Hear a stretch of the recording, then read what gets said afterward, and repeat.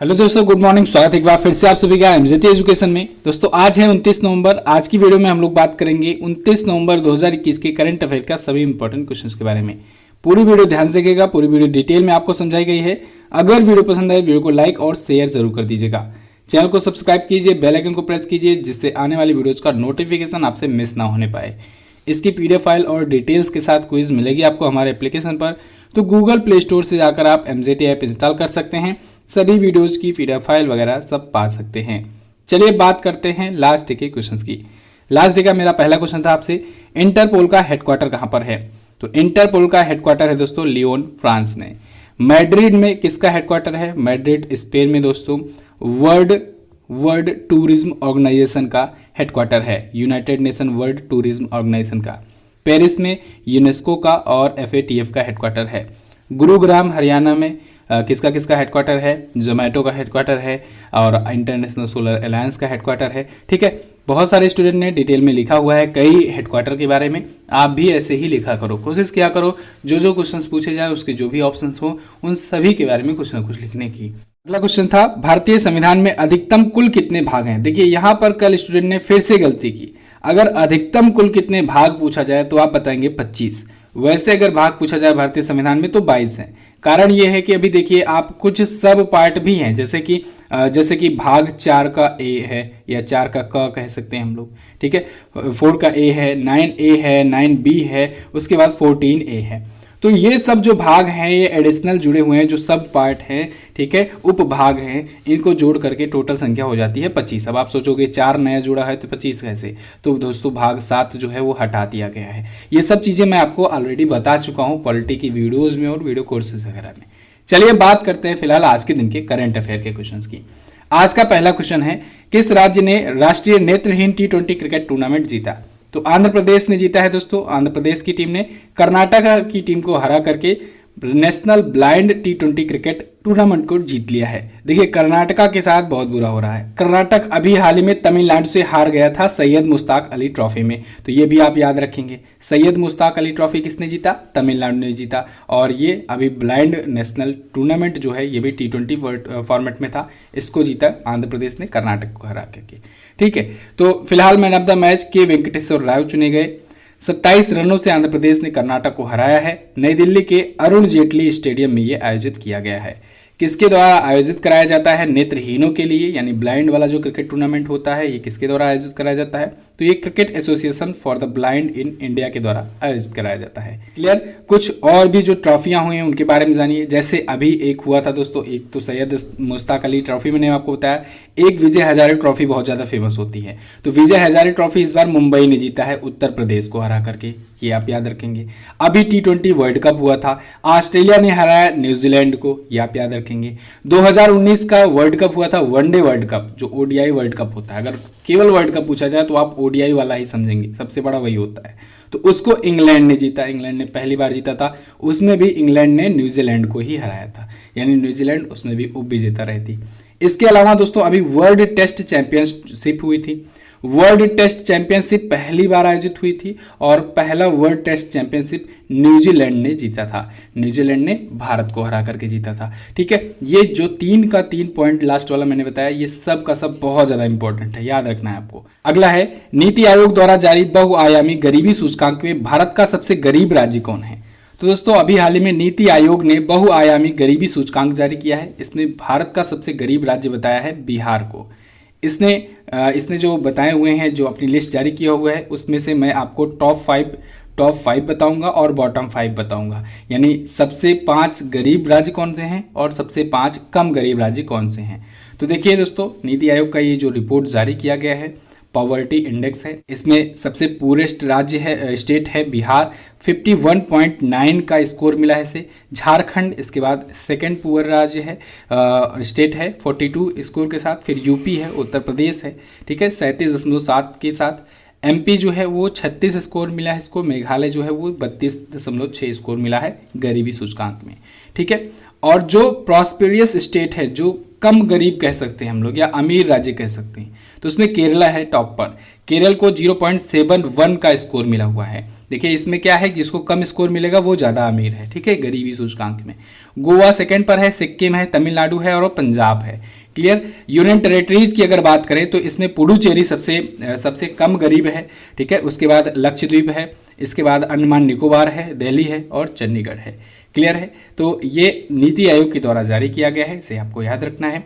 नीति आयोग के बारे में तो आपको बहुत बार बताया गया है, नीति आयोग के बारे में साथ साथ बोलते चलिए। नीति आयोग का full form national institution for transforming India. स्थापना कब हुई थी? 1 जनवरी 2015 को। किसकी जगह पर आया था? योजना आयोग की जगह पर। कौन होते हैं बाय डिफॉल्ट इसके अध्यक्ष? प्रधानमंत्री। तो वर्तमान में अध्यक्ष कौन है? नरेंद्र मोदी जी। वर्तमान में उपाध्यक्ष कौन है? राजीव कुमार। वर्तमान में सीईओ कौन है? अमिताभ कांत, ठीक है। और पहले सीईओ कौन थे? सिंधु श्री खुल्लर।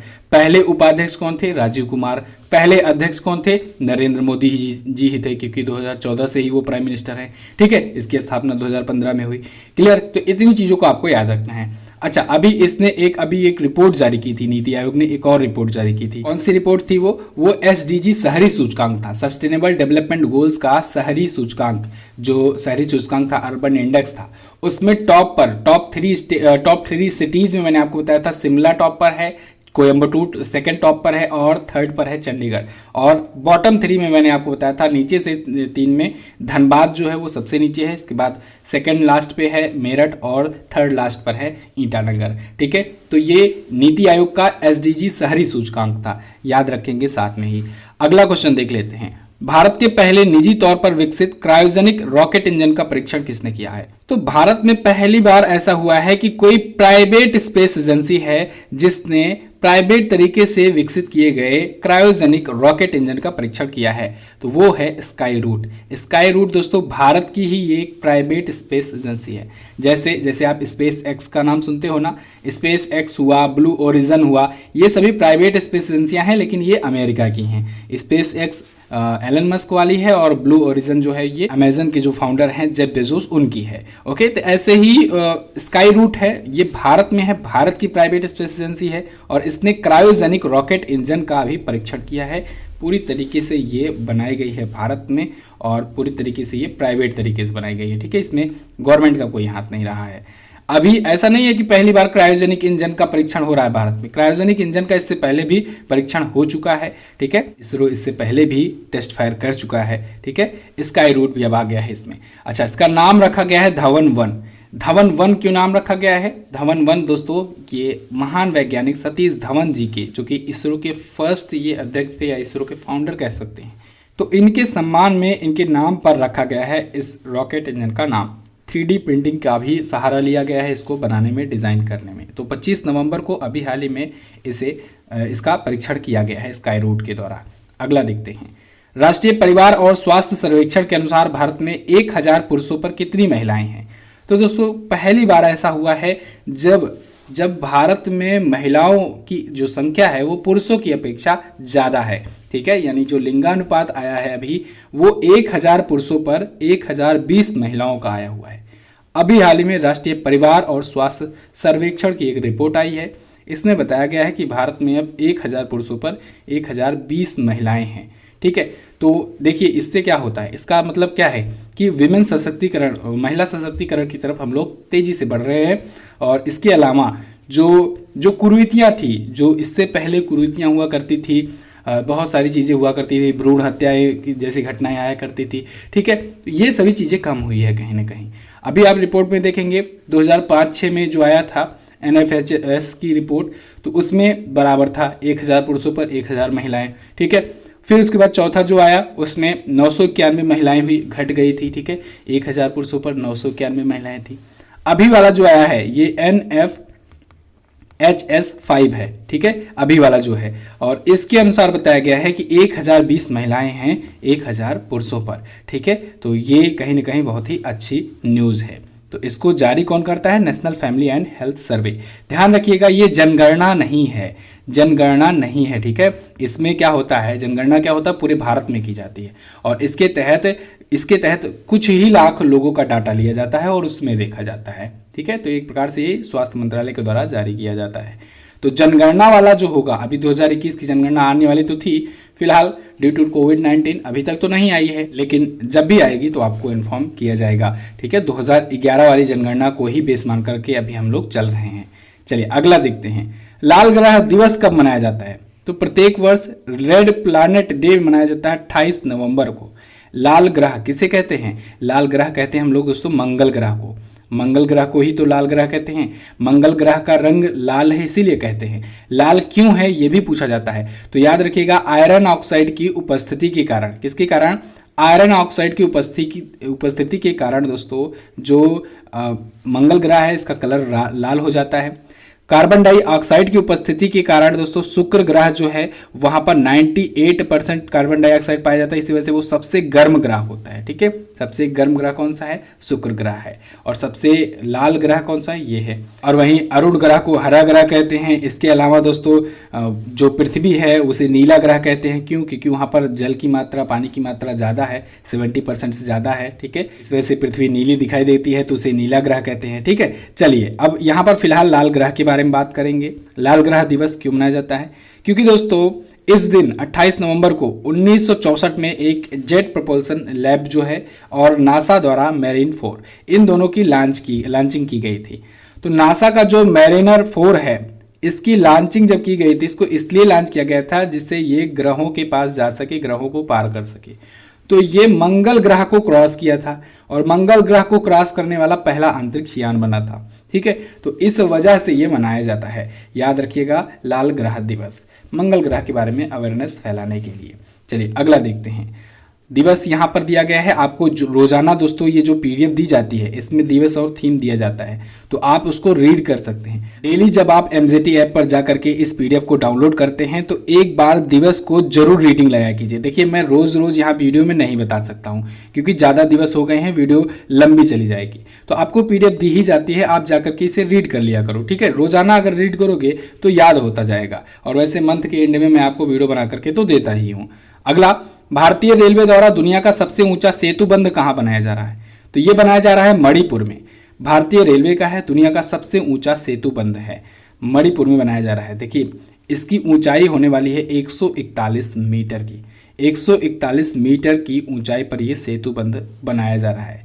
अब ये यूरोप में एक है, यूरोप के मोंटेनेग्रो का मौला रेजेका वाइडक्ट है, इसका रिकॉर्ड तोड़ेगा क्योंकि इसकी ऊंचाई 139 मीटर ही है।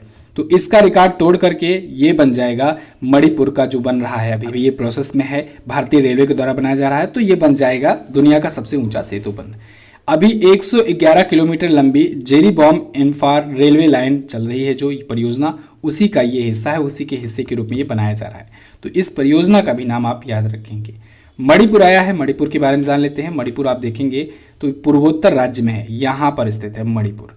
मणिपुर की स्थापना के बारे में मैंने आपको बताया था कि मणिपुर और त्रिपुरा और मेघालय इन तीनों की स्थापना एक साथ हुई थी। मेघालय, मणिपुर, त्रिपुरा। पूर्वोत्तर राज्य अधिनियम आया था 1971-72, तो उसी के तहत ये 21 जनवरी 1972 को ये स्थापित किया गया था। ठीक है, मणिपुर अपना बॉर्डर देखिएगा आप, नागालैंड से शेयर करता है, असम से शेयर करता है और मिजोरम से शेयर करता है। मणिपुर की अभी संतरा को और सिरारा खोंग मिर्च को दोस्तों जीआई टैग दिया गया था, ये भी मैंने आपको बताया था। ठीक है, संतरा से याद आया, यहाँ पर 3 महोत्सव मनाए जाते हैं। संतरा महोत्सव भी उसमें से एक होता है, एक संगाई महोत्सव होता है और एक सिरुई लिली महोत्सव होता है। तो 3 महोत्सव भी आप याद रखेंगे। मणिपुर की capital Imphal. N Biren Singh BJP party से यहाँ के chief minister. Governor La Ganesan अभी नए नियुक्त हुए हैं, इनका नाम याद रखना है, पूछे जाएंगे जरूर। पीवी संजय कुमार यहाँ के करंट टाइम पर चीफ जस्टिस हैं। केबुल लामजाओ नेशनल पार्क, ये दुनिया का इकलौता तैरता हुआ नेशनल पार्क है। कारण क्या है कि ये लोकटक झील के ऊपर बना हुआ है। तो लोकटक झील जो है वो भी शिफ्ट होती रहती है, और जब झील के ऊपर नेशनल पार्क है तो दोस्तों ये नेशनल पार्क भी इधर उधर शिफ्ट होता रहता है। तो दुनिया का इकलौता तैरता हुआ नेशनल पार्क है केबुल लामजाओ नेशनल पार्क।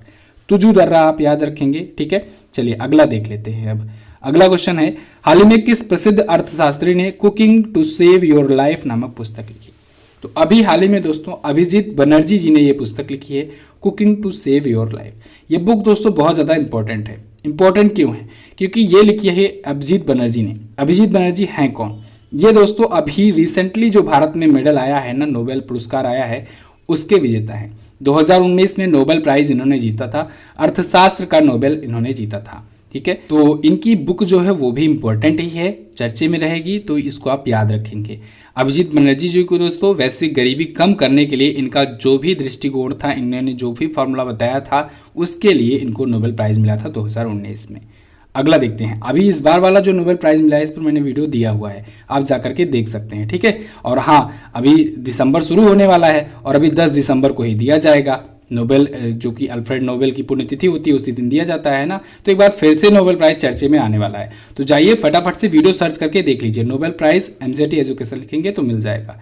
इसके अलावा खाकी बैच आया हुआ है, इसके बारे में आप इन्फॉर्मेशन ले सकते हैं इस नंबर पर संपर्क करके व्हाट्सएप के थ्रू, ठीक है। अगला देखते हैं। दुनिया की सबसे उम्रदराज महिला फ्रांसिस्का सुसानो का कितनी वर्ष की उम्र में निधन हुआ? तो फ्रांसिस्का सुसानो दुनिया की सबसे बूढ़ी औरत थी, सबसे उम्रदराज महिला थी। तो इनका अभी 124 वर्ष की उम्र में निधन हो गया है, 124 वर्ष की उम्र में। Guinness book of world record इनके नाम था 2 वर्षों से। तो इन्होंने इससे पहले जो लीन कैलमेट थी, लीन कैलमेट जिनके नाम था Guinness book of world record, इनको 2 साल पहले ही पीछे छोड़ दिया था, 2 साल ज़्यादा ये जी और उसके बाद इनकी अभी मृत्यु हो गई। अभी ये आखिरी व्यक्ति थी जिनका जन्म 19वीं सदी में हुआ था। आप 124 वर्ष घटा लो, ठीक है, तो तब इनका जन्म हुआ था। 19वीं सदी में जन्मी ये इकलौती महिला थी अभी तक की। अब इनका निधन हो गया है। कहाँ की रहने वाली थी? फिलीपींस की, याद रखेंगे आप। अगला देखते हैं। दक्षिण एशिया में भारत का सबसे बड़ा व्यापारिक साझेदार देश कौन बना? तो ये बना है बांग्लादेश। अभी हाल ही में हमारे केंद्रीय मंत्री पीयूष गोयल जी, जो कि केंद्रीय वाणिज्य और उद्योग मंत्री हैं, उन्होंने घोषणा की है कि इंडिया जो है वो बांग्लादेश का व्यापारिक पार्टनर है, साझेदार है, और बांग्लादेश से बहुत बड़ी मात्रा में हो रहा है। लगभग 10 बिलियन डॉलर, 10 अरब डॉलर के आसपास में व्यापार हुआ है, ठीक है। व्यापारिक साझेदारी 10 बिलियन डॉलर के से भी ज़्यादा बढ़ गई है। घोषणा बांग्लादेश अंतर्राष्ट्रीय निवेश सम्मेलन में अभी की गई पीयूष गोयल जी के द्वारा। क्लियर? पीयूष गोयल जी दोस्तों राज्यसभा के ये नेता भी हैं, सदन के नेता भी चुने गए हैं, इसको भी याद रखना है। और राज्यसभा में विपक्ष के नेता कौन है? मल्लिकार्जुन खड़गे जी। अगला देखते हैं। बांग्लादेश आया है, बांग्लादेश के बारे में भी जान लीजिए। भारत का पड़ोसी देश है। अब्दुल हमीद यहाँ के प्रेसिडेंट, शेख हसीना जी यहाँ के प्रधानमंत्री हैं। इनको अभी एसडीजी पुरस्कार मिला था, याद ही होगा आपको। एसडीजी सस्टेनेबल डेवलपमेंट गोल का एक पुरस्कार मिला था इनको। बांग्लादेशी टका यहाँ की करेंसी होती है बांग्लादेश की। जातीय संसद यहाँ की संसद का नाम है। अगला देखते हैं। अगला है 40वें भारतीय अंतर्राष्ट्रीय व्यापार मेला 2021 में किस राज्य को गोल्डन ट्रॉफी दी गई? तो दोस्तों अभी हाल ही में 40वें भारतीय अंतर्राष्ट्रीय व्यापार मेला में उत्तर प्रदेश को गोल्डन ट्रॉफी मिली है। हालांकि बिहार को भी मिला है, ठीक है, लेकिन इस ऑप्शंस के अकॉर्डिंग यहाँ पर उत्तर प्रदेश रहेगा। अभी मैं बताता हूँ, पूरा क्लियर करता हूँ। उत्तर प्रदेश को मिला है। अभी कुछ दिन पहले ही दोस्तों जब ये व्यापार मेला शुरू हुआ था तब भी मैंने ये क्वेश्चन कवर किया था। मैंने आपको बताया था 40वां इस बार संस्करण है। नई दिल्ली के प्रगति मैदान में ये आयोजित हो रहा है। 14 नवंबर से 27 नवंबर तक चल रहा है 40वां India International Trade Fair, Bharat अंतर्राष्ट्रीय व्यापार मेला। तो इसमें दोस्तों उत्तर प्रदेश को अभी गोल्डन ट्रॉफी दी गई है। उत्तर प्रदेश को फोकस स्टेट के लिए दिया गया है गोल्ड ट्रॉफी। और वहीं बिहार को दोस्तों 6वीं बार मिला है गोल्डन ट्रॉफी मंजूषा कला के लिए। किसके लिए मिला है? मंजूषा कला के लिए। तो ध्यान रखेंगे आप, दोनों के दोनों पॉइंट इंपॉर्टेंट है। मंजूषा कला के लिए अगर पूछा जाए गोल्ड तो आप बताएंगे बिहार, फोकस स्टेट के लिए पूछा जाए गोल्ड तो आप बताएंगे उत्तर प्रदेश। क्लियर? तो बस दोस्तों ये तो थे हमारे आज के दिन के टॉप 10 करंट अफेयर के क्वेश्चंस। आप लोग कमेंट करके हमें बताइए कैसी लगी वीडियो। अगर पसंद आई है तो इसे लाइक और शेयर कर दीजिए। अच्छा हाँ, आप लोग किस टॉपिक पर वीडियो देखना चाहते हैं तो आप लोग वो भी कमेंट करके हमें बता सकते हैं। चैनल पर नए हैं, चैनल को सब्सक्राइब जरूर कीजिएगा। एमजेटी ऐप पर इसकी क्विज और पीडीएफ बिल्कुल फ्री में दी जाती है, तो आप इसका लाभ उठा सकते हैं MJT app Google play store से डाउनलोड करके। जाते जाते इन दोनों क्वेश्चंस के आंसर करते जाइए। संघाई सहयोग संगठन ने हाल ही में कौन सा देश शामिल किया है? बच्चों को कोविड-19 का टीका लगाने की मंजूरी देने वाला पहला देश कौन सा है? दोनों ही इंपॉर्टेंट क्वेश्चन हैं, दोनों के बारे में आपको जो पता हो डिटेल में लिख सकते हैं। अच्छा हाँ, संघाई सहयोग संगठन के सदस्यों को लेकर के मैंने आपको ट्रिक भी बताई थी। कमेंट कीजिए, बताइए, देखता हूँ कितने लोगों को वो ट्रिक याद है। तो कमेंट कीजिए, उन सदस्यों का नाम भी लिखिए। संघाई सहयोग संगठन के बारे में जो भी पता हो डिटेल में जरूर लिखने का प्रयास करना। चलिए बस फिलहाल रखते हैं दोस्तों इतना ही वीडियो को एंड तक देखने के लिए बहुत बहुत धन्यवाद। मिलेंगे अगले दिन की वीडियो में, तब तक के लिए नमस्कार, जय हिंद, वंदे मातरम।